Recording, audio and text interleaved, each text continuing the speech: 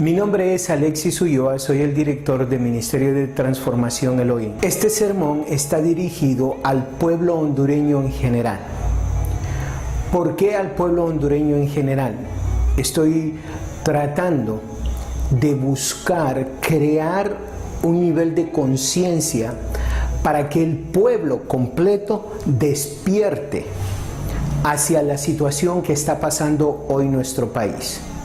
Que no sigamos en la idea de que somos víctimas. Pasar de ser víctimas a ser conquistadores. ¿Ama usted a Honduras? ¿Está cansado o cansada de la situación en que nos ponen o en que se hace lo que sucede con los políticos? ¿Estaría usted dispuesto a hacer algo para cambiar la situación? ¿O simple y sencillamente es una de esas personas que dice: Alexis, a mí no me metas en eso porque yo tengo mi trabajo, a mí lo que me interesa es trabajar? ¿Qué sucedería si se hiciera una guerra civil en Honduras? ¿Qué pasaría con su trabajo? ¿En ese momento le empezaría a importar lo que está sucediendo en Honduras? ¿Por qué no evitar eso? El esfuerzo que tenemos que hacer no es tan grande, pero sí tenemos que hacer un esfuerzo. Ahora, la pregunta es: ¿usted cree que la Biblia es la verdad absoluta? De acuerdo a las estadísticas, el 80% de ustedes o 90% de ustedes me diría que sí, que creen que la Biblia es la verdad absoluta. Entonces, vamos a ver un video para aquel otro 20% o dentro de ese 80% que no está seguro, que está indeciso si la Biblia es la verdad absoluta. Vamos a ver un video para que nos ayude a entender que la Biblia es la verdad absoluta. Voy a poner aquí la Biblia del lado derecho y voy a presentarles a ustedes todos los libros que se consideran sagrados o religiosos por los más grandes líderes religiosos para poder compararlos con la Biblia y con Jesucristo. Tenemos primero Doctrinas y Convenios y la Perla de Gran Precio de José Smith de la secta de los Mormones. Tenemos aquí también el Ramayana o los Vedas de la India. Tenemos aquí el Mengzi, el Chue Siu y el Dash Heshue de Confucio, la sabiduría de Confucio. Tenemos aquí entre los libros sagrados el Tripitaka, el Otros Sutra y el Kangur de Buda, de Gautama Buda. Tenemos el Corán del Islam y tenemos a la derecha la Biblia. Ninguno de los libros que les acabo de mencionar contiene profecías exactas: arqueología, antropología, genética, biología, poesía, literatura, física, química, psicología, como lo tiene la Biblia. Ninguno de ellos, ninguno de los libros sagrados se atreve a decirnos cómo se originó el universo. Ninguno de ellos explica cuál es el problema contradictorio del ser humano, ni por qué existimos. Y ninguno se atreve a decirnos el orden en que en la historia han aparecido los imperios mundiales, como lo profetiza el libro de Daniel. Ninguno de ellos. Y después de examinar todos estos libros, ¿verdad?, descubrimos que también ninguno de estos hombres, ni Mahatma Gandhi, ni Gautama Buda era un gordito que salió de un palacio, era un príncipe, y se cansó de las riquezas de su padre Buda, y se fue al mundo a buscar el origen del sufrimiento. Y nunca encontró el origen del sufrimiento y se dedicó a comer. Y es la verdad, nos reímos. Y por eso vemos nosotros a un hombre, ¿verdad?, que traía ya el púlpito integrado, ¿verdad? Ahora, es interesante lo siguiente. Dentro de lo que se considera las religiones, porque cuando hablamos de religión, yo me acuerdo en los 80s, cuando iba a la Universidad de México, que me decían: no, es que aquí no aceptamos que venga a predicar religión. Y por eso le digo: ustedes hablan de Che Guevara y hablan de Buda ¿y por qué no permiten hablar de Jesucristo? Ustedes hablan del Corán, hablan del Tripitaka, hablan de los libros sagrados, ¿por qué no permiten hablar de la Biblia? Y entonces me dijeron: es que no queremos religión y está prohibido la educación laica en México, que se enseñe la religión, más que en las escuelas católicas. Y yo les contesté y les dije, ¿qué no sabían ustedes que el budismo es una religión atea? El budismo no cree en Dios. Buda no creía en Dios. Los budistas no adoran a Buda ni adoran a ningún Dios. Simplemente creen en algo que pueda a ellos darles paz interior. Pero el budismo es una religión atea y está clasificada dentro de las religiones. ¿Sabían ustedes que el comunismo, el sistema filosófico del comunismo, está considerado una religión también? Entonces, cuando hablamos de religiones, no estamos uniendo todo lo que crea en Dios, sino sistemas o ideologías que tienen su conformación para tratar de explicar el mundo, aunque no necesariamente desde una perspectiva que trascienda y concluya con la existencia de un Dios. Habiendo visto ese video, espero que en este momento usted crea que la Biblia es la verdad absoluta. Vamos a partir de ahí. Vamos a partir creyendo que la Biblia es la verdad absoluta. Entonces, quiero comentarle esto. Dios ha hecho un rescate en nuestra nación. Y usted me diría, Alexis, Dios ha hecho un rescate. Bueno, vamos a definir primero qué es la palabra rescate. La palabra rescate es cuando a usted o a una persona, a una familia, es secuestrada contra su voluntad y se pide un rescate, se pide algo a cambio. O puede ser una nación invadida por un enemigo, por territorio, por dinero, por X cosa. O puede ser cuando alguien es sometido a la fuerza por un poder. ¿Le suena familiar eso? Bueno, pues Dios nos ha rescatado. Y nos ha rescatado de varias maneras. Una, cuando nos hizo el milagro que la Policía Nacional dijera, no vamos a ir en contra del pueblo. Ese es uno. Dos, cuando hoy en día, gracias a la tecnología, nos podemos dar cuenta que lo que se hizo con las elecciones no es del todo transparente. Gracias a la tecnología se ha visto varia información, posiblemente y lo más seguro que una fabricada u otra, pero al final del día nosotros nos damos cuenta que realmente hay demasiados errores para que nos hacen pensar que las elecciones no han sido transparentes. 3. Y quizás el más importante, quizás la razón por qué estoy haciendo este video hoy día, es el presidente, el abogado Juan Orlando Hernández, está haciendo un llamado a una plática de los diferentes sectores de la comunidad, del país, para que hagamos una plática y crear ciertos cambios en nuestro país. Y en eso es donde me quiero concentrar. Tenemos una oportunidad. Nosotros, oígame bien lo que le estoy diciendo, nosotros hoy en día, en este momento en la historia, diciembre 27, 28 de diciembre del 2017, tenemos la oportunidad de girar, transformar nuestro país. Y Dios nos lo ha puesto en una bandeja. La pregunta es, ¿está usted y las personas a su alrededor dispuestas a decir no más? Nuestro país toma una nueva dirección y en esa nueva dirección el pueblo decide hacia dónde vamos. ¿Está usted listo? Punto número 2. Usted estará diciendo, Alexis, ¿eres, qué se le puede decir, inocente? Por llamarlo de una manera amable.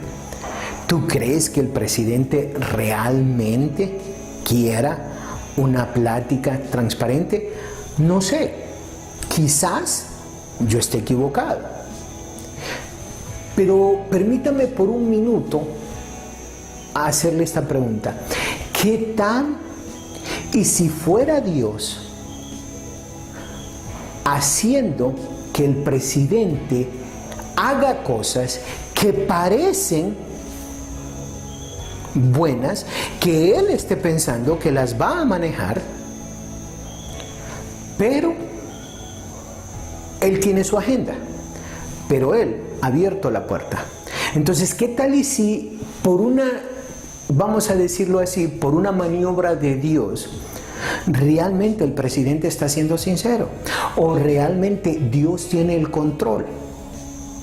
Si usted realmente cree que Dios tiene el control, valdría la pena hacer el esfuerzo de asegurarse que las personas que estén en esa plática sean las personas correctas, sean las personas que usted y yo y la mayoría de la ciudadanía de nuestro país esté confiando en esas personas para que se haga esa transformación, para que se haga esa constituyente, para que se haga esa nueva constitución.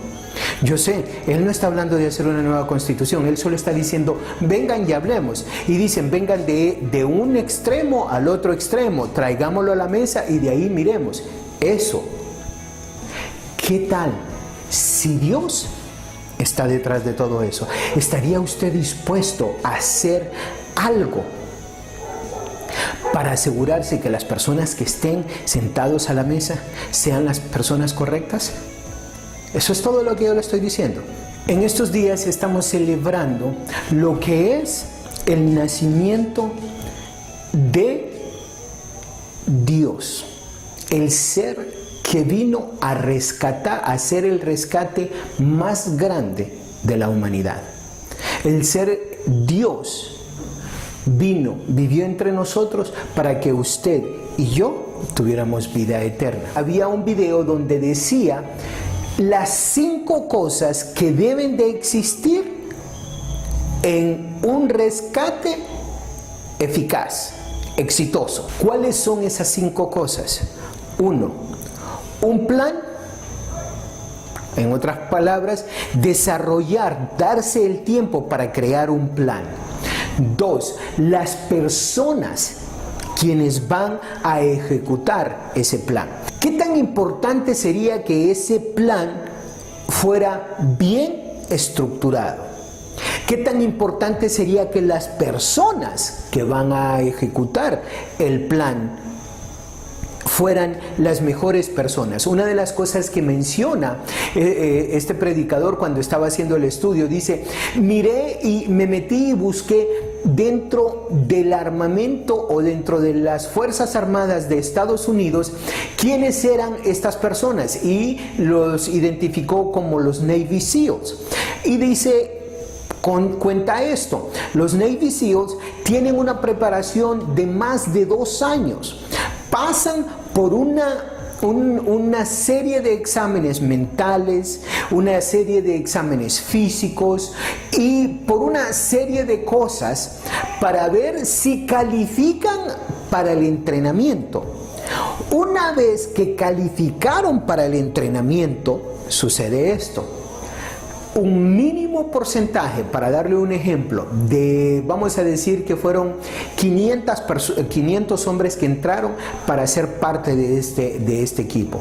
De 500, después de 2 años, solo 5 quedan dentro de ese equipo. O sea, son hombres especializados, entrenados para hacer los rescates más grandes. Ahora, el plan, la persona, la tecnología o crear algo innovador. En otras palabras, tiene que ser algo que no se haya hecho anteriormente. O si se ha hecho anteriormente, que tiene que ser bien estructurado. ¿Por qué? Porque las personas quienes hicieron o por decirlo así, si cautivaron un avión o por decirlo así, secuestraron un avión, esas personas que hicieron el secuestro del avión, antes de hacer el secuestro, ellos estudiaron todo lo que ya antes se había hecho para liberar un avión. Entonces, si se va a rescatar a las personas de un avión, estas personas ya han visto, ya tienen idea de qué es, qué avión secuestraron, dónde están las debilidades del avión, cuáles son las cosas que tienen que cuidar. Entonces se tiene que crear un plan innovador. Tenemos plan, tenemos personas y tenemos el plan que tiene, que tiene que haber una innovación. Ahora, tiene que ser ejecutado a la perfección. El tiempo tiene que ser preciso, y la ejecución de ese tiempo, 4 y 5, el tiempo, y el quinto, la ejecución del plan tiene que ser preciso, correcto, instantáneo. ¿Por qué? Porque si no lo hacen de una manera precisa, ejecutado perfectamente, significa que las personas que están secuestradas mueren. ¿Qué es lo que hizo Dios? En su plan perfecto, donde viene su Hijo a rescatar a la humanidad, mire lo que sucede. Escoge, el plan está hecho. Manda a su Hijo a que nazca en la tierra. Pero ¿dónde y con quién? Escoge a una muchacha entre los 15 y los 17 años, pobre. Escoge que el papá de esa muchacha sea pobre también. Dentro del plan de salvar a la humanidad, ¿usted hubiera escogido eso? ¿Usted hubiera hecho eso? La psicología humana, la lógica de nosotros nos dice que no, que queremos a alguien con una capacidad mental mucho mejor, que queremos a una persona con una capacidad económica gigantesca, que queremos que esa persona tenga estos y aquellos amigos, ¿cierto? Pero mire cómo funciona Dios. Escoge a María, escoge a José. Ahora Jesucristo, desarrollando el plan perfecto para la salvación de la humanidad, escoge pescadores, personas que no eran las más ilustradas, recaudadores de impuestos. Y como que si eso no fuera suficiente, en un determinado momento escoge a una mujer que ha tenido 5 diferentes maridos para poder transformar un pueblo. ¿Sería acaso esa la persona que usted escogería? Porque cuando Dios escoge las personas, el pueblo que Él va a bendecir, lo hace de tal manera que tengamos claro que quien se va a llevar la honra y la gloria es Él. No es el pueblo o no es el ser humano. ¿Por qué es tan importante entender esto? Usted se preguntará, ¿hacia dónde vas, Alexis? Quiero que entienda esto. Nosotros en América Latina somos el segundo país más pobre. Estaba viendo hace unos minutos lo que dice un reportaje que miré, donde el nivel de pobreza de Honduras está en un 60 y tantos %. A nivel de Centroamérica somos el país más pobre. Es bien simple nuestra forma de gobierno. nuestra forma de gobierno, pero nuestra forma de gobierno no depende de los políticos, sino que depende de nosotros, el pueblo. No es la culpa de los políticos, es la culpa de nosotros, el pueblo, porque el pueblo es quien los ha puesto ahí. Y nosotros, con las acciones que tomemos hoy en día, estamos diciendo, está bien, o podemos decir, aprovechar este momento en la historia y transformar nuestro país. No tenemos que dar nuestra vida, solo tenemos que tener valor y creerle a Dios. Para el punto número 4, miren este video, pónganle atención, tomen nota, vayan y después de que miren esta predicación, vayan y busquen más información sobre este video. Daniel, debo ser el único español que en los últimos meses viene a Suiza y no se trae un maletín con dinero. Porque ¿sabes qué está pasando eso? Que de España sale dinero que a veces acaba aquí en Suiza. ¿Te has enterado? Pues sí, es una cosa que se está dando. Y que aquí no le hacéis ningún asco a eso, ¿eh? También te lo digo. Pues desde luego que no. Y no solo vienen con maletines, hay gente que viene con maletas. Hay gente que está emigrando ahora como se emigraba en los años 60. Y hay muchos españoles que están viniendo ahora a vivir a Suiza. Yo no he venido a Suiza para hablar de eso, yo he venido para intentar comparar dos sistemas políticos, el español y el suizo, que se basan en lo mismo, en la democracia, pero se aplican de maneras diferentes. Tú aquí en Suiza te dedicas a la política. Sí, vamos, me presento ahora para las elecciones al Parlamento Cantonal, que es el equivalente a una comunidad autónoma, y por tanto debo de ser político, sí. Debo de ser político, ¿qué quiere decir eso? A ver, es que en Suiza es un poco complicado definir qué es un político, porque la política aquí es un hobby. ¿Cómo un hobby? Pues sí, son aficionados, no es una profesión. ¿Pero aquí no hay gente que se gane la vida con la política, que tenga un sueldo de político y con eso ya pueda vivir? No, solamente los ministros. O sea, ¿Solo los ministros? Sí, a nivel federal tenemos 7 ministros. En total, ¿cuántos suizos se ganan la vida solo con la política? Pues alrededor de 150 ministros cantonales puede haber en todo el país y 7 ministros federales. Los demás lo ejercéis de forma amateur, combinándola con otro trabajo. Yo cuando ojalá algún día sea diputado en ese ayuntamiento que ves ahí en el fondo, seguiré trabajando en mi profesión y en mis empresas. ¿A ti te gustaría ser político profesional? La política en Suiza es una vocación, no es una profesión. Y además no se puede planificar una carrera política, precisamente porque aquí tenemos listas abiertas en las que tú, por muy bien que te lleves con el jefe del partido, estás a merced de lo que vote el pueblo. El concepto de listas abiertas, bien, ¿en qué consiste eso? Porque en España oímos hablar mucho, pero a la práctica tampoco sabemos cómo funciona. Te enseño, por ejemplo, la que me presento yo. Esto sería una lista abierta. Sí. ¿Este sería el cabeza de lista? No, para nada. Este es el que tiene la suerte de tener un apellido que empieza por A. Ah, estáis ordenados por orden alfabético. Claro. Yo en España tendría una lista como esta. Sí. La cogería, la metería en un sobre y los votaría a todos. No tendría la posibilidad de elegir a uno o a otro. Aquí sí que tenéis esa posibilidad.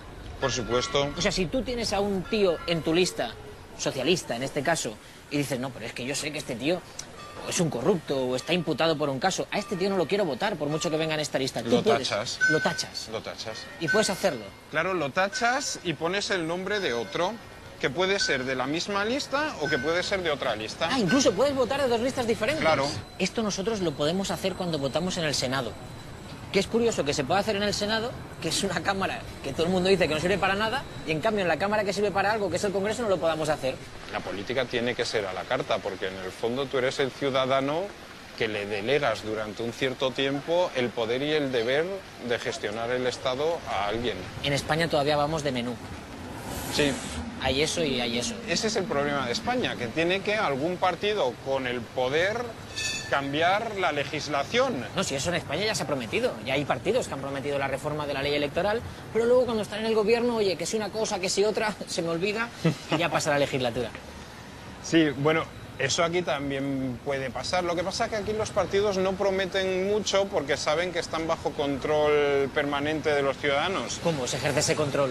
A ver, aquí 4 o 5 veces al año tenemos un fin de semana en el que se vota sobre referendos e iniciativas populares. ¿Qué dices? Nosotros votamos de media una vez al año y ya lo llamamos la fiesta de la democracia. Cada decisión que toma el Parlamento sobre una modificación o de la Constitución o de una ley, tú puedes hacer un referéndum en contra. ¿Cuántas firmas necesitas? A nivel cantonal, en Basilea son 1.500, a nivel federal son 50.000. Entonces tú dices, a mí esa ley no me mola. Recoges 50.000 firmas y luego el pueblo decide sobre eso. Yo creo que esto que me cuentas en España suena hasta revolucionario. ¿Qué pasa, que aquí en Suiza triunfó el 15M? No tiene nada que ver con el 15M, esto es ya histórico de toda la vida y hasta cierto punto me extraña que te parezca revolucionario. O sea, ¿a ti qué es lo que te parece revolucionario de que yo pueda elegir al que a mí me dé la gana? Yo creo que allí los políticos no se fían del pueblo y el pueblo no se fía de los políticos y me parece muy grave.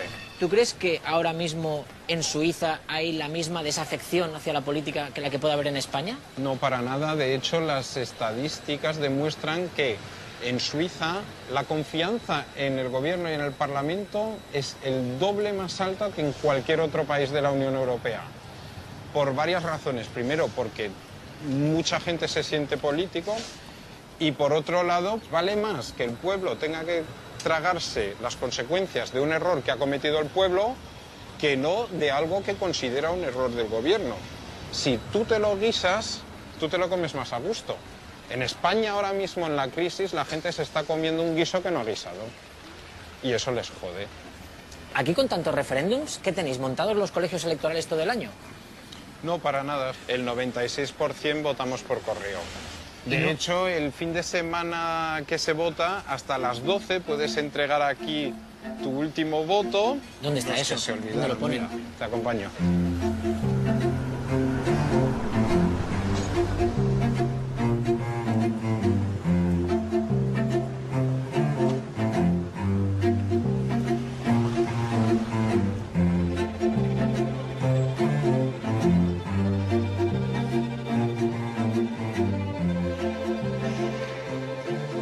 Mira, ¿ves? Este es el buzón de última hora. ¿Aquí puedes votar? Sí, hasta el sábado a las 12 lo puedes introducir aquí. ¿Y el resultado que sale de un referéndum es vinculante? Hombre, por supuesto. Si no, ¿para qué lo íbamos a hacer? Solo con la amenaza del referéndum buscan siempre el compromiso. Se intenta, desde un principio, equilibrar la ley para que nadie haga un referéndum. O sea, un partido de izquierdas y uno de derechas poniéndose de acuerdo en algo. Sí, sí. A ver, por ejemplo... ¿Pero me lo estás diciendo en serio? Sí, muy en serio. No es tan grave, ¿eh? Esto no pasa en España desde la transición. Bueno, pasó el verano pasado para reformar la Constitución, pero eso fue porque lo pidió Angela Merkel. ¿Y votáis cosas muy raras en el referéndum? Mira, por ejemplo, hemos votado sobre la compra de los caza del Ejército del Aire suizo y la gente lo ha aprobado. Han dicho que sí. Han dicho que sí. Anda, mira los neutrales. Por ejemplo, a ver, somos neutrales, pero tenemos que defender nuestro cielo. No, claro, hombre, por supuesto. Por otro lado, hemos votado si se aumenta de 4 a 5 semanas las vacaciones pagadas y la gente lo ha rechazado. ¿Qué dices? Sois muy raros, ¿eh? Perdona que te diga. Pero, tío, que hemos subido por referéndum el IVA. ¿Ves cómo soy raro? Eso lo preguntas en España y sale que no seguro, vamos.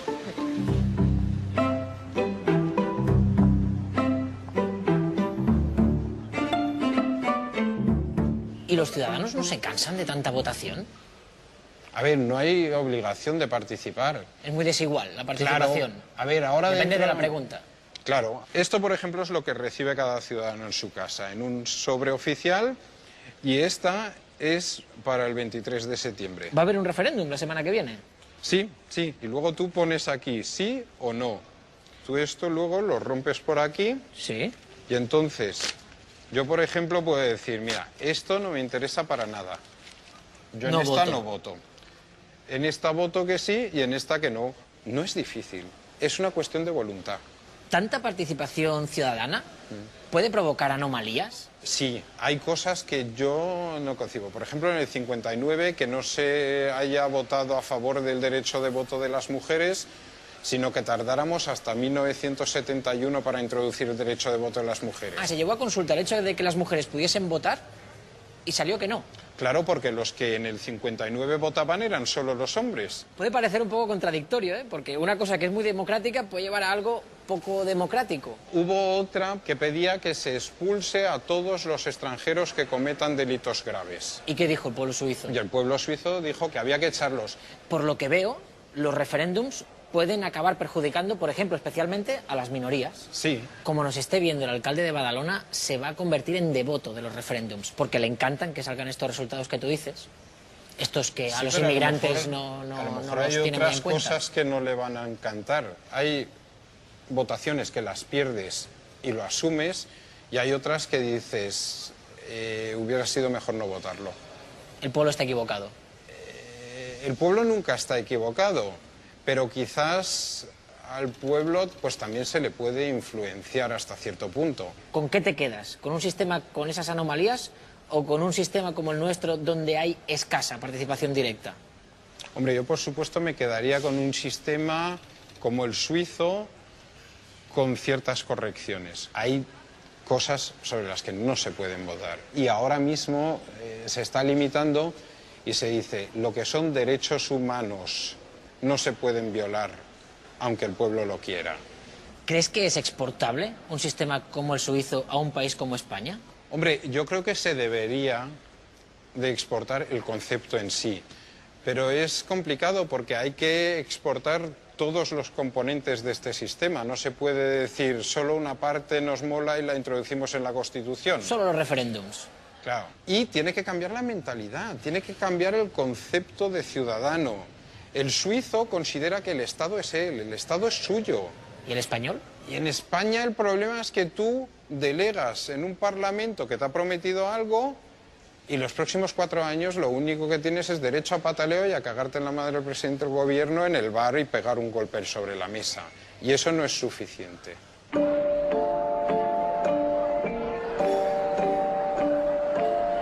Ustedes dirán, Alexis, es Suiza. Y yo les diría, ustedes se consideran menores que cualquier otro ser humano. ¿Ustedes creen que los japoneses son mejores que ustedes? ¿Ustedes creen que los gringos son mejores que ustedes? ¿Ustedes creen que los españoles son mejores que ustedes? ¿Ustedes creen que X país, X nación es mejor que ustedes? Porque yo no lo creo. Yo creo que Dios me ha creado con la capacidad igual que a ellos, con la misma capacidad. Usted, óigame bien, usted puede hacer algo al respecto. La pregunta es, ¿le va a creer a Dios o le va a creer al diablo que Jesucristo lo reprenda? ¿Quién le va a creer usted? ¿Usted quiere creerle a Dios? Dios le está diciendo, mira, aquí está. ¿Quieres cambiar tu país? ¿Quieres cambiar tu vida? ¿Quieres cambiar que en tu familia haya mejores oportunidades de trabajo? Aquí está la oportunidad. ¿Qué vas a hacer al respecto?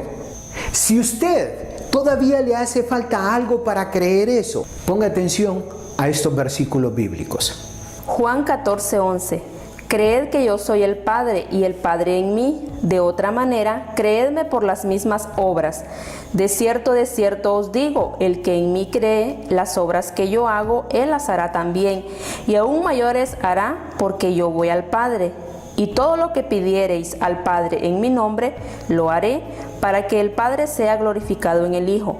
Si algo pidiereis en mi nombre, yo lo haré. Si me amáis, guardad mis mandamientos. Y yo rogaré al Padre y os dará otro Consolador, para que esté con vosotros para siempre. El Espíritu de verdad, el cual el mundo no puede recibir, porque no lo ve ni lo conoce. Pero vosotros le conocéis, porque mora con vosotros y estará en vosotros. Ahora, hermano, es Jesucristo diciéndonos estas palabras. ¿Qué es nuestro trabajo? Creer. Esto no se trata de que si usted lo merece o no lo merece, que si usted es justo o no es justo, que si usted no se mire a usted, mire a la cruz, mire a Dios. Dios ya nos ha hecho varios milagros. Dios está esperando que nosotros le busquemos, le demos la honra, le demos la gloria a Él.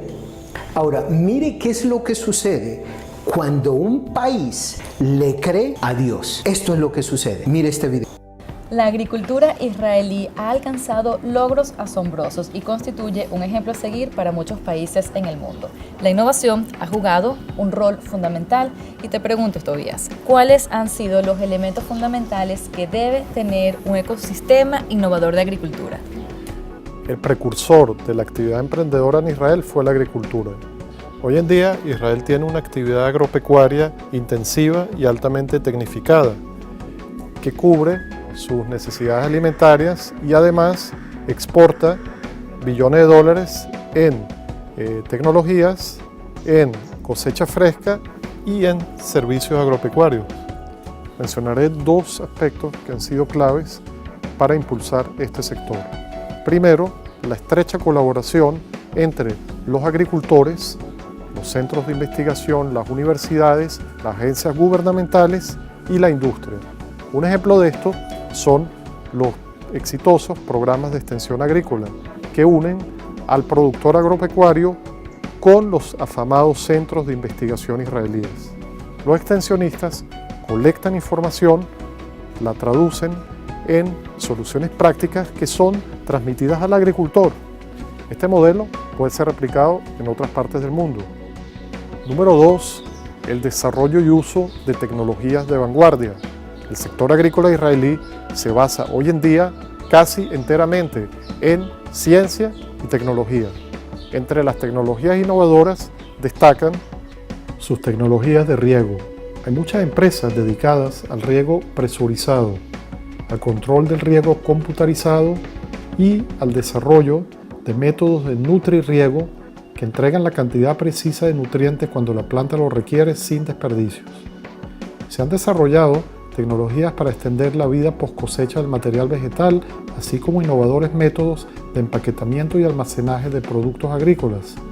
El desarrollo de semillas de alta calidad tiene lugar en modernos centros de investigación y desarrollo. Aquí se han desarrollado cultivares con excepcionales niveles de productividad y tolerancia a factores climáticos adversos. Los invernaderos inteligentes en Israel han logrado récords mundiales de producción. La acuacultura en Israel es sumamente avanzada. Más recientemente se han logrado importantes avances en la agricultura de precisión, que usa tecnologías dirigidas a mejorar la toma de decisiones de los productores agropecuarios a través del uso de softwares, sensores, drones y satélites. Las nuevas empresas tecnológicas del agritech israelí combinan las más innovadoras tecnologías para crear nuevas soluciones que hacen la agricultura más eficiente, productiva, amigable con el ambiente y más accesible al agricultor. Nuestra empresa ofrece consultorías internacionales y contamos con el respaldo de empresas líderes de Israel en la realización de proyectos de agricultura, de agua, de riego y de desalinización. También contamos con amplia experiencia en la organización de misiones profesionales a Israel. Ponemos a su disposición nuestra experiencia con el ecosistema de negocios e innovación de Israel, que se caracteriza por ser uno de los más dinámicos del planeta. Con nosotros podrán familiarizarse con las tecnologías de punta y además podrán obtener una visión objetiva de cómo resolver los principales problemas de su industria. Los invitamos a que nos contacten. Muchas gracias. Yo sé, y ahora me van a decir, Alexis, me estás hablando de Israel, me estás hablando de Suiza, bla, bla, bla, bla, bla, bla, bla. Justificaciones por qué nosotros no podemos ser esa nación. Si hablamos de Israel, porque lo que se nos viene a la mente es que porque es el pueblo escogido de Dios. Ahorita les voy a demostrar cómo en la palabra de Dios nos dice que nosotros podemos hacer y podemos ser como ellos. Ahora, díganme una cosa. De Suiza, ¿qué me van a decir? ¿Qué excusa pueden escuchar, buscar para decir esta es la razón? Nosotros tenemos, sin temor a equivocarme, tenemos un terreno, geográficamente somos más grandes, tenemos mucho más que dar desde el punto de vista geográfico, desde muchos ámbitos tenemos más que dar que Suiza. La única diferencia de ellos y nosotros es que ellos se la creen. 1, 2, que ellos han decidido tomar 100% responsabilidad de sus acciones y de su país. Lo que yo lo estoy invitando, hermano, pregunto, ¿le queremos creer a Dios? ¿Queremos creerle a Dios? Mire por qué le digo que Dios en su santa palabra nos dice que nosotros somos igual que el pueblo de Israel. Tenemos los mismos beneficios para, en este momento, lo que está sucediendo en nuestro país. Mire lo que dicen estos versículos bíblicos. Hechos 15:7. Y después de mucha discusión, Pedro se levantó y les dijo: varones hermanos, vosotros sabéis, como ya hace algún tiempo que Dios escogió, que los gentiles oyesen por mi boca la palabra del evangelio y creyesen. Y Dios, que conoce los corazones, les dio testimonio, dándoles el Espíritu Santo lo mismo que a nosotros. Y ninguna diferencia hizo entre nosotros y ellos, purificando por la fe sus corazones. Ahora, de nuevo, ustedes me dirán, es Suiza, es Israel, qué sé yo. Esto es lo que les quiero decir.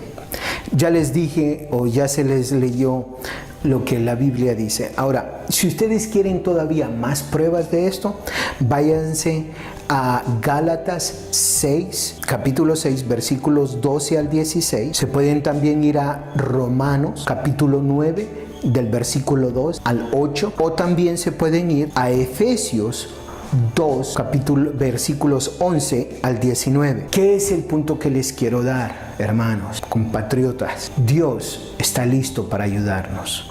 Dios quiere que nosotros tomemos 100% responsabilidad de nuestro país. Tomemos 100% responsabilidad de nuestras acciones. Que no seamos indiferentes a lo que está sucediendo en nuestro país. Que no seamos indiferentes a lo que está sucediendo a nuestro alrededor. Es imposible que usted sea hondureño, viva en Honduras y no mire la pobreza a su alrededor. Porque usted puede decidir no hacer nada al respecto y dejar que las cosas sigan.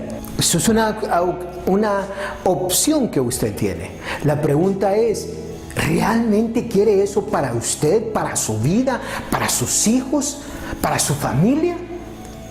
Mire, ¿usted cree que es casualidad que haya salido la noticia donde estos 5 diputados, a través de una ONG, hayan sacado millones de lempiras del gobierno? Y esto es lo que sucede. La mayoría de las personas se concentran en esos diputados que sacaron ese dinero del gobierno. Pero mi pregunta es, ¿por qué el gobierno se los da? Me atrevo a decir que el 95% de las personas que están como diputados, que están en el gobierno, son ladrones. Y creo que cada uno de ustedes conmigo estarían de acuerdo con eso. Pero la pregunta es, ¿qué vamos a hacer al respecto? ¿Vamos a seguir permitiendo que el país siga en esta situación o vamos a tomar responsabilidad y le vamos a decir no más? Y eso no significa ir y destruir nuestro país. Eso no significa ir y agarrar una pistola o una arma y ir y matar a alguien. No, no, no. No me malinterprete. No le voy a estar hablando de amor, no le voy a estar hablando de Dios, no le voy a estar hablando del poder que tiene Dios y después le voy a decir vaya y agarre una arma. Para nada, no me malinterprete. Pero lo podemos hacer sin que se tire una tan sola gota de sangre por nuestra causa. Ahora, escuche atentamente lo que Dios nos dice en los siguientes versículos. Póngale atención. Lucas 11:9. Y yo os digo, pedid y se os dará, buscad y hallaréis, llamad y se os abrirá, porque todo aquel que pide recibe y el que busca halla, y el que llama se le abrirá. ¿Qué padre de vosotros, si su hijo le pide pan, le dará una piedra? ¿O si pescado, en lugar de pescado, le dará una serpiente? ¿O si le pide un huevo, le dará un escorpión? Pues si vosotros, siendo malos, sabéis dar buenas dádivas a vuestros hijos, cuanto más vuestro Padre Celestial dará el Espíritu Santo a los que se los pidan. En ese pasaje de Lucas 11, si ustedes lo leen todo el capítulo, escucharán que al principio viene y Jesús está orando. Vienen uno de los discípulos y le piden a Jesús que les enseñe a orar. Ahora, es ahí donde sale la oración del Padre Nuestro. Pero inmediatamente después de que Jesús les enseñó a orar el Padre Nuestro, les da otras 2 o 3 historias en ese mismo capítulo. Y una de las historias que le da es que les dice: ¿quién de ustedes, si su vecino viniera a medianoche, por poner un ejemplo, le pidiera algo, no se lo daría, no porque quiera dárselo, sino por la imprudencia de venir a medianoche a pedirle algo para poderle dar de comer a la visita? Su hijo viniera y le pidiera comida, le daría una piedra, o le daría un escorpión, o le daría... ¿Sí me explico? Hace esos ejemplos. ¿Y por qué hace ese ejemplo? Porque Dios, Jesucristo, les está diciendo: si ustedes vienen al Padre y le piden, Él les va a dar. Pidan, que se les dará. Busquen, toquen. Ahora, ¿cuáles son los pasos a seguir? Los pasos a seguir son bien simples, bien sencillos. Y denote esto lo que yo le voy a decir. Denote que lo que le estoy diciendo es algo que, si su espíritu dice: este hombre es un hombre malo, este hombre está haciendo algo erróneo, no lo haga. Pero si su espíritu, si Dios, si el Espíritu Santo que mora en usted le dice: ahí hay palabra de Dios, ahí está Dios, entonces hágalo, hágalo. ¿Cuál es el primer punto, los pasos de acción? Número 1, compartir este video. Número 2, necesitamos poner al país de rodillas a Dios. Óigame bien lo que le estoy diciendo. Necesitamos poner al país de rodillas suplicando a Dios. Vamos a ponernos todo el país de acuerdo el 2 de enero. 2 de enero, de 6 de la tarde a 9 de la noche. El martes 2 de enero, todo el país, de las 6 de la tarde a las 9 de la noche, busquemos a Dios. Ahora, ¿cómo lo logramos que todos busquemos a Dios? Número 1, haciéndolo nosotros mismos. Número 2, compartiendo este video. Aparte de eso, ¿quién conoce usted que tenga contactos con dueños de radio o televisión y que esos dueños de radio y televisión se unan a esta cadena nacional, a nivel nacional, para orar, para buscar la presencia de Dios, y que el país entero lo haga? ¿Sabe qué sucede una vez que nosotros logremos esto? Mandamos un mensaje a los políticos donde decimos: hemos despertado y no vamos a permitir más esto, glorificando a Dios, pidiéndole perdón a Dios. Número 1, pidiendo perdón a Dios. Número 2, dándole gracias a Dios por escuchar nuestra oración. Y número 3, diciéndole que le amamos. Bien simple, ¿sí? Ahora, ¿qué es lo que sucede? Tener diferentes pastores, tener diferentes líderes espirituales dirigiendo la oración. Canal 5, HCH, Canal 10, todos los canales que sale la señal desde Honduras, que las estaciones de radio que salen las señales desde Honduras, todo el país, óigame bien, todo el país. ¿Sabe cómo empieza todo el país? Que usted venga y le diga a todas las personas que usted conoce: nos mande un correo electrónico, nos dé una llamada al número que aparece en pantalla, comparta el número de teléfono que aparece en pantalla, 9516-5994, 9516-5994. Vaya a la página de Facebook, Oración Elohim, en Facebook, Oración Elohim, busque Oración Elohim. ¿Cuáles son las peticiones que vamos a estar pidiendo, que vamos a estar haciendo? Número 1, ya le dije, buscar el perdón de Dios, decirle a Dios que nos perdone, darle gracias por perdonar nuestros pecados y decirle que le amamos. Otra es pedirle que toque la mente, el corazón de cada uno de los políticos que nos tiene en esta situación hoy en día. La cúpula del Partido Nacional con todos sus diputados, ellos han dicho: no nos importa la Constitución, no nos importa el pueblo hondureño, lo que nos interesa son nuestros intereses. Punto y aparte. Barrer, limpiar con todos, sin excepción alguna.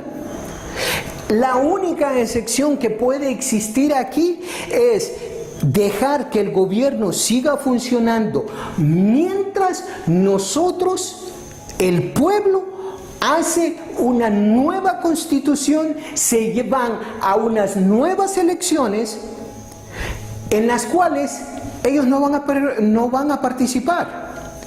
En el sentido, podrá participar el Partido Nacional, pero las personas, quienes están como diputados, quienes salieron como diputados, quienes están en los diferentes ministerios o ministro de Hacienda, ministro de lo que sea, nadie de ellos puede estar. Que el cambio exista sin que exista la violencia. Ahora, quiero que entienda esto. ¿Sabe cómo nosotros podemos lograr un cambio sin que exista la violencia? Que ellos se den cuenta que nosotros no estamos bromeando. ¿Y sabe cómo usted y yo podemos permitir o dejarles saber de que no estamos bromeando? 2 de enero, poner al país de rodillas. Otra petición que tenemos es orar y pedir de que los líderes espirituales despierten de ese sueño profundo que tienen y que digan: aquí estamos. Óigame bien lo que le acabo de decir. Pedirle a Dios que los líderes espirituales despierten de ese sueño profundo que tienen y que digan: presente. Y nosotros apoyarlos. Nosotros darle el apoyo. Hay líderes espirituales. Y bueno, y esta es la otra cosa. Vamos a suponer que los líderes espirituales dicen: nosotros somos apolíticos. Déjeme decirle una cosa. Yo conozco pastores que están listos para decir: estamos presentes. ¿Sabe qué es lo que pasa? Que los pastores que yo conozco, en este caso, son pastores que tienen que seguir lo que dice la cobertura. Pero ¿sabe de qué? Si el pueblo dice: estamos presentes, no queremos más esto, créame que van a haber pastores que van a decir: respeto mi cobertura, pero mi obligación, mi demanda es con Dios y con el pueblo, no sobre una cobertura. Yo sé que suena bastante fuerte, pero una de dos: o entendemos que nosotros a quien servimos es a Dios, o quitamos a Dios de su lugar y ponemos una cobertura como nuestro Dios. ¿Qué es lo que queremos hacer? ¿Queremos servir a Dios o queremos servir a una cobertura? Si la cobertura está con el pueblo, está con Dios, no tiene que haber ningún problema para que esas personas, ese liderazgo diga: aquí estoy presente. Si esas personas no quieren asumir la responsabilidad que Dios les ha dado, entonces créame que van a haber personas que van a salir. Siempre lo ha habido. Siempre ha existido, siempre ha habido ese remanente que Dios tiene, que están listos para adorar. Las demandas que tenemos para las personas, quienes van a ser los líderes, quienes van a crear nuestra nueva constitución. Miren, no nos dejemos engañar o llevar por esta situación que no existe el proceso legal en la Constitución. El otro día estaba escuchando en las noticias, el señor Renato Álvarez decía, hubo algo que se hizo en la Constitución donde se podía llamar al pueblo para pedir la opinión del pueblo hacia qué es lo que se quería hacer. Entonces, no nos dejemos engañar ni nos dejemos llevar por este montón de palabrería de los políticos, de que esto no se puede hacer, de que esto no se puede hacer, de que aquello no se puede hacer, porque al final del día, ¿qué acaso a ellos no se lo han pasado por donde ustedes ya saben? El mismo presidente ha llamado a una plática. Entonces, ¿qué es lo que sucede? Nosotros podemos permitir que el país siga funcionando como está ahorita, mientras los nuevos líderes se unen, crean esa constitución, vamos a elecciones nuevas y seguimos con un nuevo país, con una nueva constitución, donde haremos que se respete. Ahora, ¿qué es lo que queremos? Algunas de las cosas que nos gustaría desde ahorita poner bien en claro como demandas. Una, que los políticos que están hoy en el poder, tanto el gobierno como los políticos que están tratando de entrar en el poder, y los diputados, todos, crear un tipo de una lista negra, por si usted le quiere llamar una lista negra o una lista X, que cualquiera, óigame bien, cualquiera que se oponga a la voluntad del pueblo, inmediatamente va en esa lista y nunca más en su vida puede participar en política en nuestro país. Punto número 1.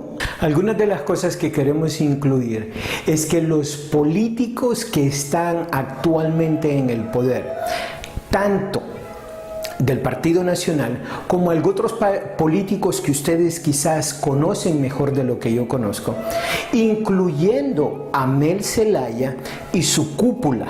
Y cuando me refiero a Mel Zelaya es a Mel Zelaya y sus seguidores. Ustedes conocen mejor que yo solo tengo 2 años viviendo en Honduras, quiénes son esos políticos que apoyan a Mel Zelaya, que realmente no están enfocados en el bienestar del país, sino que están enfocados en su agenda y en lo que ellos quieren.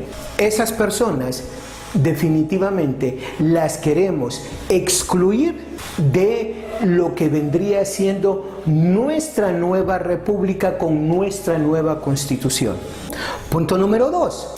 Que cuando esto se haya hecho, si todas estas personas que trataron de impedir la voluntad del pueblo, las vamos a llevar a juicio por las muertes que han habido hasta ahorita en este proceso. Que aplicaremos la ley con todo el peso de la nueva constitución que nos dé la ley para cada uno de ellos, sin excepción alguna. O la otra parte es que ellos permiten, sin ningún esfuerzo de detener lo que el pueblo quiere, y hacemos un tipo de pacto, un tipo de trato, un tipo de contrato donde les permitiremos que devuelvan el dinero que se han robado, número 1.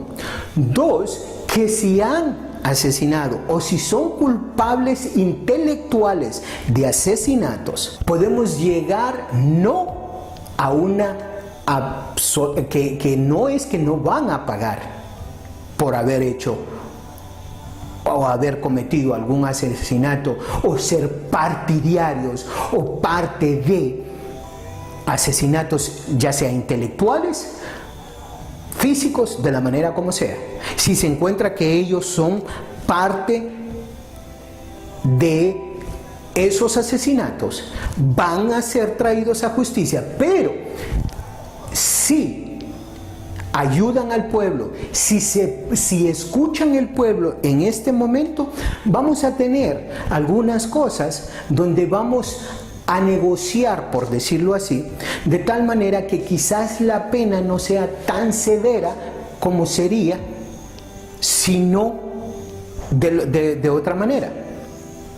Y entender esto, de que Honduras cambia, es decisión de usted y es decisión mía. Sé que hay un número suficiente de personas que está listo para que Honduras cambie. Honduras va a cambiar. Entonces, estos políticos van a tener una de dos opciones: o aceptan que el cambio lo hagamos en paz, tranquilos, sin nada, o sea, si van a haber desacuerdos y todo eso es entendible, pero que el cambio se empiece a realizar, o si ellos quieren imponer su deseo, si ellos siguen queriendo poner su ego, si ellos quieren seguir poniendo su persona por encima del país, entonces cuando llegue el momento que nosotros logremos, porque lo vamos a lograr, porque Dios está con nosotros, porque Dios quiere esto, cuando llegue el momento que tengamos nuestra nueva constitución, les caerá todo el peso de la ley y no importa dónde se vayan a meter. Ahora, déjenme le digo esto, al mismo tiempo que estoy haciendo esta predicación, ya hice una predicación para los líderes espirituales, estoy terminando la predicación para el presidente de la República, voy a hacer otra predicación para los líderes políticos. Una de las cosas que les recomiendo, entre a una conexión con Dios, mire los videos que ya tenemos de los 7 hábitos de las personas altamente efectivas. De nuevo, los 7 hábitos de las personas altamente efectivas. Mire esos videos. Cuando usted mire ese video va a entender lo que es pasar de ser víctima a pasar a ser proactivo. Dios está con nosotros. Que Dios me les bendiga. Estaremos en contacto.